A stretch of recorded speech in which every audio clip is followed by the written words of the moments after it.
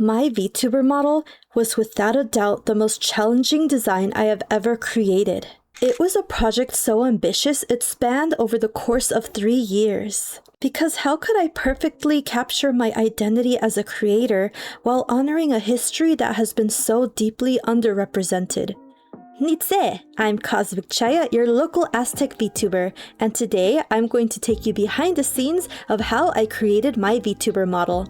I poured countless hours into researching Mesoamerican history, exploring various gods, testing out ideas, and obsessing over every single detail to create the final look you know now. Much of my model is an amalgamation of the artistic genius of our ancient ancestors, and today I want to share all the history notes and inspirations that went into making this concept a reality. So without further ado, let's get started. First, I'd like to give some backstory. Who is Chaaya? To answer that question, we need to go back to the beginning. The name Chaaya comes from the Hindi language. It translates to shadow. I chose this name because the first ever concept I had for my Vtuber model was a puffball of shadows, as you can see here. From there, this little puffball obtained a humanoid form, which is the model I used over the span of 4 years. The lore of Chaaya was that she would be an embodiment of a black hole. That's why my name is Cosmic Chaaya, aka a black hole. These were my previous logos. The appearance may have changed, but I am still the same me. Before I acquired my interest in Mesoamerican history, I had plans to re-debut with a new 2.0 model. I called this model Beast Chaaya. Her demeanor would be cold and menacing, as she was more attuned to her black hole nature. This is why you can see the black hole halo behind her. I never quite finished the design. I started this art in 2022, and over the span of a year, I worked on her on and off, never quite feeling satisfied with the look. Also, you might know a lot more fan service on my model, and that's because I thought it just came with the job of being a VTuber, which of course is not true, but I was naive. As I gained a bit more direction in VTubing, I realized I wanted to move away from simple fan service. Not that anything is wrong with it, but it just didn't feel like me anymore. This shift left me at a standstill with the design. This is when I decided to work with other artists to help bring a new vision to life. I first reached out to Kari, aka Big Bang Edge, to work on a formal dress for Beast Chaaya. This would be an alternate outfit for the main design. Here are a few concept sketches. I was amazed at how well she was coming along. Look at her, she's so pretty. And here's the final design. This was a formal party dress to celebrate special occasions. Isn't she lovely? Kari did an amazing job. This was a huge step forward, and from there I had a newfound inspiration to tackle the main design once more. I reached out to another artist, this time Saren, an artist from the FGO community I was a part of back then. I had seen her fan servant designs, and from there I knew I could entrust her with Beast Chaaya. Here are the final results. She truly cooked with this design down to every little detail.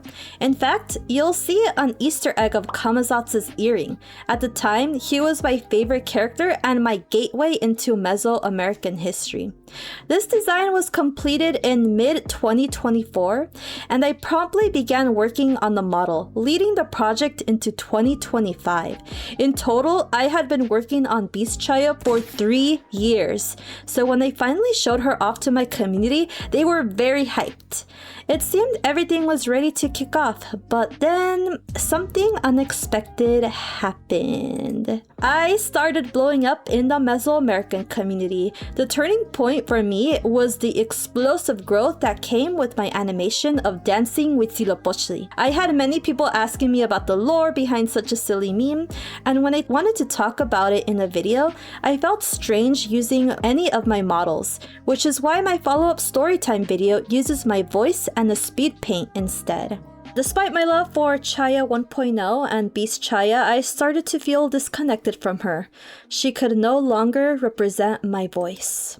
Which leads us to the pivot. This was a very difficult choice for me, as I had invested a lot of time and money into Beast Chaaya, but in the end, I chose to follow my heart. As I mentioned before, FGO Kamazatz was my gateway into Mesoamerican history. I fell in love with his design and story in Lost Belt 7, and I was never the same since. He rewired my brain, y'all. My love for him kicked off a project I called the Kamagura AU.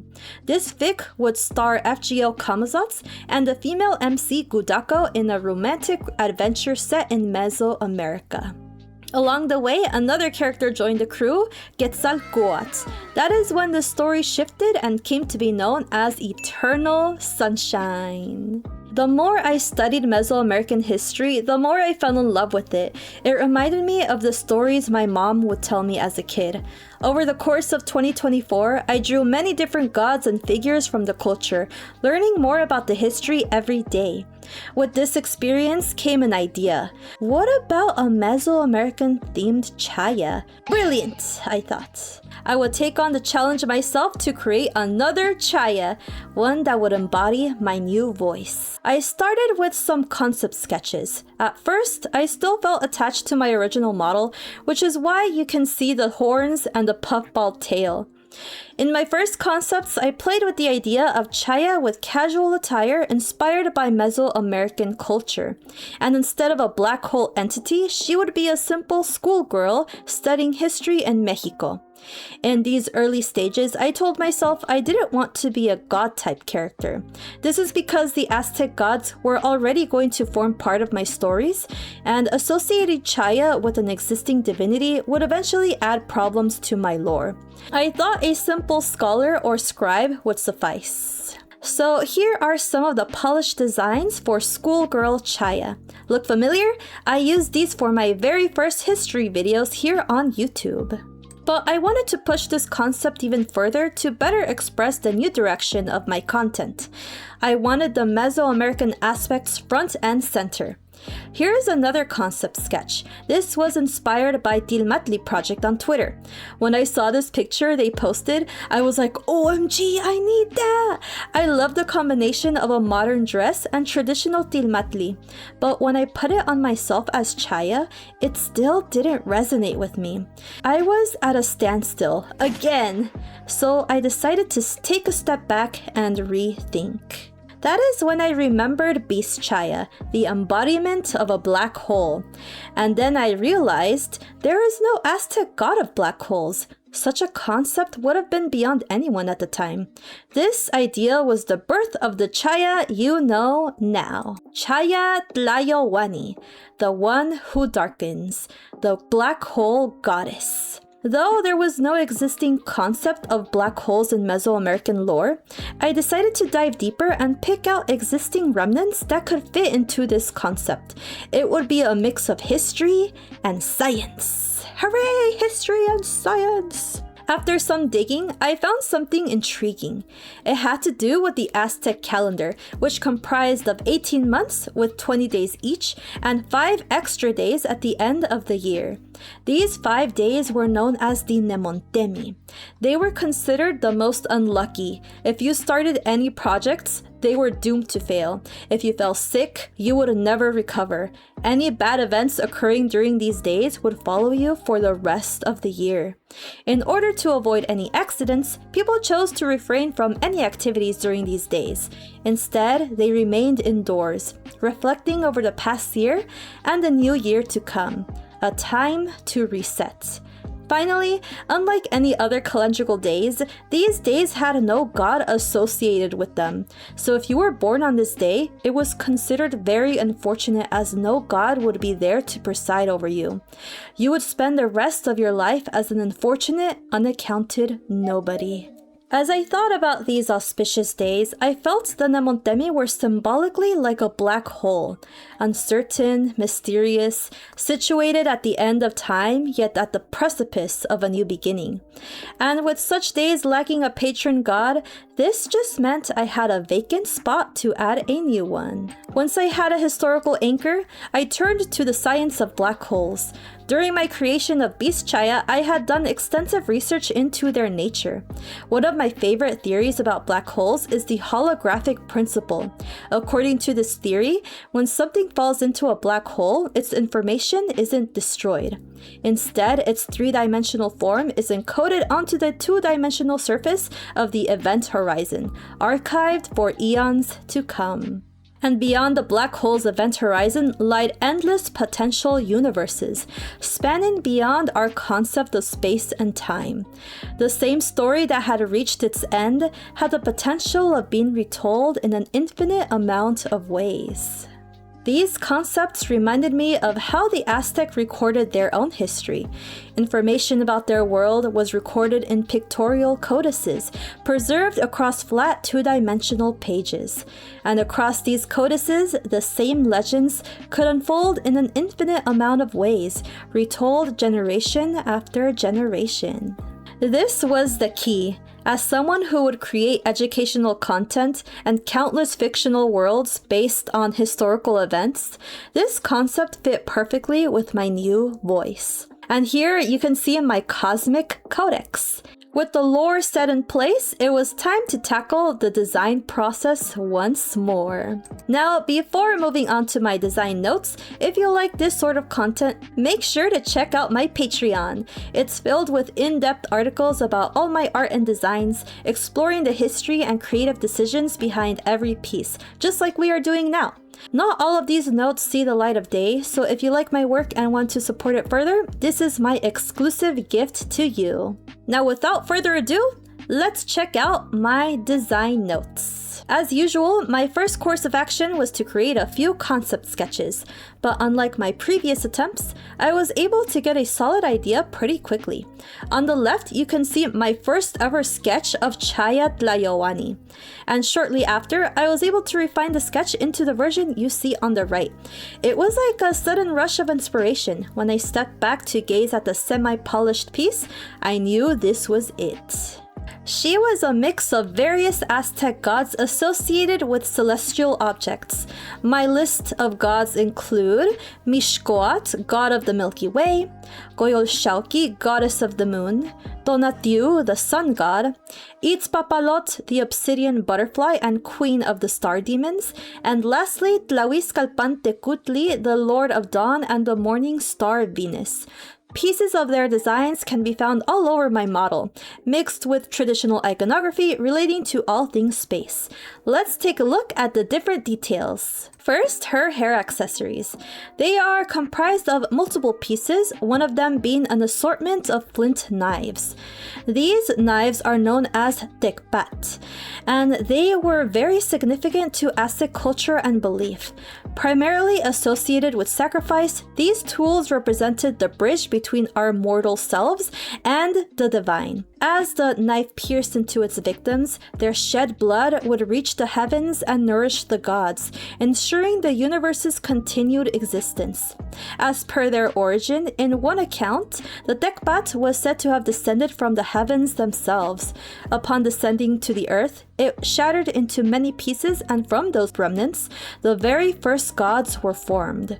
Such significance is the reason the flint knife adorns a multitude of gods, either as a simple clothing accessory, a held item, or part of their very anatomy. In my case, I decided to incorporate them as hair accessories into the border of my skirt and also as my tongue.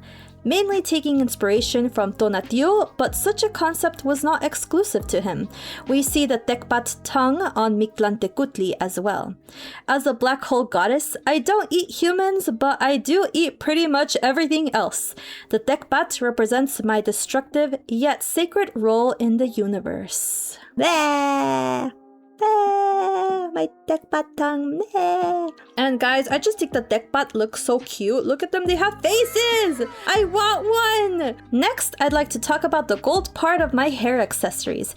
Initially, I had it shaped as a lotus flower. This was a leftover symbol from my original Chaaya model. So you can see the lotus flower here. Lotus flowers were always very important to my lore. It's why they are my channel points to this day. I eventually changed this gold piece into a butterfly shape to better fit with my Mesoamerican theme. However, the lotus is making a comeback. I wonder why. Moving on. Next, I'd like to talk about my red hair ribbons, particularly the red loops on my side bang. This was taken directly from Lord Mishkwat, and it was as simple as that. You'll note later on just how common these red ribbons were. Next up, we have my face paint, which was directly inspired by Tlahuizcalpantecutli, the Lord of Dawn. It consists of a dark gray color surrounding the eyes like a mask, with white dots along its perimeter. I used this face paint design for my own depiction of Tlahuizcalpantecutli as well. Speaking of my Tlahuizcalpantecutli design, there is another detail I share with him: the sparkle of my eyes. When I designed Tlahuizcalpantecutli, I wanted him to have a striking gaze. He was the final form of my Topiltzin Quetzalcoatl, reborn as the planet Venus.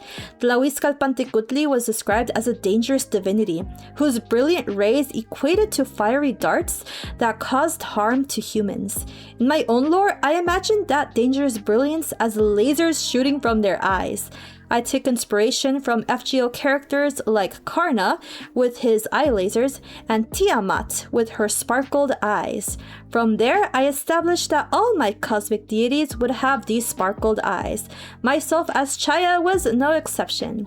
So here we see my Tlahuizcalpantecutli, and this is my design of Ton 618. He's my husbando, chat. I love him. I want to kiss him. Mwah! Here is one of my arts of Tlahuizcalpantecutli shooting a laser from his eye in defiance of the god Tonatiuh. Interestingly enough, this worked out perfectly. Later on, I discovered that Venus was often depicted as a cross shape, as seen in Topiltzin Quetzalcoatl's cape in Codex Vaticanus. In fact, amongst his various accounts, Topiltzin was described leaving cross symbols behind as he journeyed away from Tolan. And you know the Catholic Church had a field day with that one. But that is a topic for another video. Lastly, this sort of sparkle/cross symbol can also be seen in Mayan glyphs depicting Venus. Now, continuing on the subject of her eyes, you'll notice she has a red tint at the outer edge of her eye. This is not makeup. The white of her eye is actually tinted red. This is very common in pre-Hispanic codices. Gods and legendary figures are portrayed with a red tint in their eye because it resembles a star glyph. Stars were believed to be the eyes of gods, gazing down on humanity, hence the resemblance. Also, they're not Pokeballs. The star glyph came first. Ow! That scared me! Now let's talk about my hair. The white spots were inspired by the moon goddess Coyolxauhqui, which in turn were a reflection of Aztec depictions of the night sky. I took a slight creative liberty in making some of the spots into little star shapes, because they look cute. Looks like we covered my head parts, so now let's move down to my upper body. The prominent design you see in the center of my collar is another symbol for Venus. It is commonly depicted in conjunction with what we call a sky band. Sky bands, as the name suggests, served as symbolic representations of the sky and the rising and setting of the sun. The two colored bands are also associated with Venus, and I use those two bands as visual motifs throughout my design. Here you can see it at the bottom edge of my blouse. So there's these two colored bands, yellow and red, which you can also see here in the sky band. And here it's colored green, but I went with this depiction because this is more attuned to the night sky. Here are a few more depictions of the Venus glyph. Unlike regular star glyphs, Venus was always portrayed with rays, attesting to its brilliance as the morning and evening star. Also, fun fact, you can find this sky band along the side of the famous Piedra del Sol. Now let's move on to my Anahuatl, the pectoral amulet here. You'll notice this item was missing in my initial sketch, and that's because it wasn't in my plans at all. It's all thanks to Majora Z, who suggested I add one after taking a look at my concept sketch. So make sure to check him out. He provides excellent in-depth threads about Mesoamerican history, and he always provides a helping hand for my history videos as well. So thanks again, Majora! You the best! Before speaking about my own Anahuatl, I'd like to explain the significance of these accessories. The pectoral accessory was often symbolic to a god or figure, to the point that you can identify them by their pectoral alone. In Quetzalcoatl's case, it is the wind amulet Ehecacoscatl. For Tezcatlipoca, it is his smoking mirror. These accessories were made from precious materials such as shells, obsidian, and turquoise. They were worn around the neck with red leather straps. So here we see again the Ehecacoscatl of Quetzalcoatl. It is a cross-cut conch shell. And here we see the pectoral of Tezcatlipoca made from abalone shell. For my Anahuatl, Majora initially suggested a butterfly pectoral to keep in tune with the butterfly ornament in my hair. But after completing it, I wasn't quite satisfied. That is where I took creative liberty and constructed something I could deem symbolic for Chaaya. A symbol that one could take one look at and think, yes, that is a black hole. I took inspiration from Tezcatlipoca's Anahuatl, the smoking mirror. According to his lore, Tezcatlipoca observes humanity by gazing into his obsidian mirror. Chaaya does the very same thing. She observes humanity and records their history for eternity. However, her Anahuatl is not a mirror. It is an endless void. The two blue rays on the sides are inspired by the sun rays associated with Tonatiuh. You can see them clearly here on the Piedra del Sol. Black holes are infinite voids, but they can also shine as brilliant as the sun, if not even brighter. My earrings also match my pectoral, just a bit more simplified. And you guys don't usually see them because they're covered by my hair bangs, but I mean, if I tilt my head a little bit, you guys could see them. Now let's take a look at my skirt. The border of flint knives was directly inspired by Itzpapalot's skirt. Not only do they look fashionable, they are also very dangerous. As a black hole, I am constantly spinning, ripping stars to pieces if they get too close. Teehee! The colored bands make a reappearance here as well. As for the white spots with red accents, this motif represents stars. They were very popular in Tilmatli designs, making part of the cape border. Here we see it on Itzcoatl's Tilmatli. Here are a few more examples. One is from a codex and another modern recreation of the garment. Now onto my last few accessories. The red ribbons and golden bells were common for bracelets and anklets. For my feet, I chose to keep it simple and stay barefoot. I spend most of my time floating, so I have no need for shoes. The galaxy effect on my hands and feet were also inspired by Codex art. It's common to see figures with different colored hands and feet, as you can see here in this Codex depiction. It's just very common. So you see the feet are a different color, the hands as well. So I was like, you know what? Why don't I do the same thing, but I make them galaxies? Now, speaking of Codex art, here is my Codex Form. The style closely resembles the art in Codex Borgia. This is one of the only surviving pre-Hispanic codices created before the arrival of the Spanish. It showcases the authentic pre-Hispanic art style of the Central Mexican people. The exact authors of this manuscript are unknown, but some possibilities include the Tlaxcalteca, Cholula, or the Mixtec people of Puebla. And that, my friends, concludes my design notes. I hope you learned something new along the way. Here in my Cosmic Codex, I'm always painting gods and figures I find intriguing. There are many stories to tell, so I hope you continue sticking around for more content like this. For a deeper look at my Cosmic Codex, make sure to check out my Patreon for the super secret lore. And if you want to continue chatting with fellow Mesoamerican enthusiasts like me, stop by my stream on Mondays or Fridays or join the party on Discord. Until next time, my Citlaltin, my stars, bye bye!